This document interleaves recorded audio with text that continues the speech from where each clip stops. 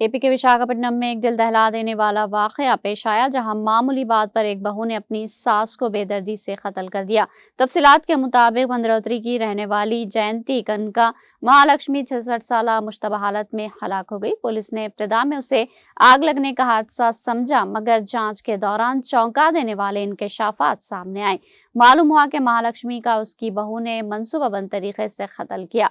इतला के मुताबिक ललिता अपनी सास से तंग आ चुकी थी, क्योंकि वो बार बार काम के लिए उसे टोकती रहती थी। इसने चोर और पुलिस का खेल खेलने के लिए बहाने सास को बैठने को कहा। जब महालक्ष्मी राजी हुई तो ललिता ने उसके हाथ पांव बांध दिए और आंखों पर पट्टी बांधकर उस पर पेट्रोल छिड़क दिया। फिर पूजा के कमरे से जलता हुआ दिया लाकर उससे आग लगा दी और कमरा बंद करके बाहर निकल गई।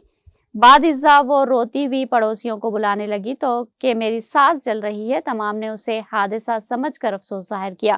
पुलिस ने भी इब्तिदा में उसे इत्तेफाकी आग का वाक़या माना, मगर जब ललिता के रवैये पर शक हुआ तो गहराई से जांच की।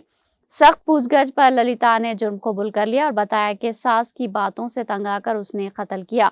पुलिस ने ललिता को गिरफ्तार करके रिमांड पर भेज दिया।